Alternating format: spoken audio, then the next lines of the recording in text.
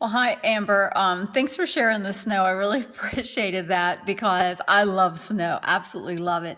And I'm devastated to not have any snow here. So I just want you to know I'm very jealous. I'm sure you may not feel that way, but anyway, I don't know if I'd want to move back into an area that has snow all the time, but I definitely miss it.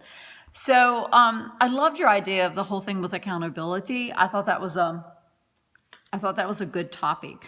And one of the things I thought your administrator did really well was he said that, he talked about you may have different expectations for each person. But the other thing that I thought was very insightful was that he talked about the idea that these tangible expectations.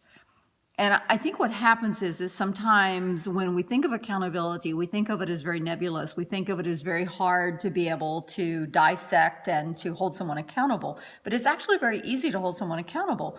I know in self-mentoring, they have to set their own expectations.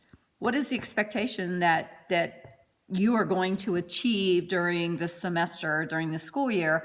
And then they have to have documentation to provide evidence that they met that expectation. So I think that when you think of accountability, it's shifting it back on the person. It's not your obligation or responsibility. It's their obligation or responsibility to accept responsibility and demonstrate that they're a worthy person to be around children and to be able to raise children's expectations and their own achievement.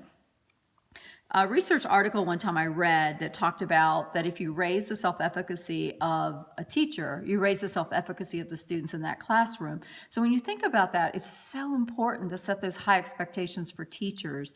I thought your administrator had a very good reality check with the whole idea of accountability in order to, set those expectations. But again, I think those tangible expectations that you talked about, where if they say they're going to turn a paper in and they don't turn the paper in, they haven't turned their lesson plans in, well, then obviously, that's something you can write them up for. But I think that there are sufficient tangible items that can be used for accountability. And I also think that it really goes back to holding them accountable for their own actions.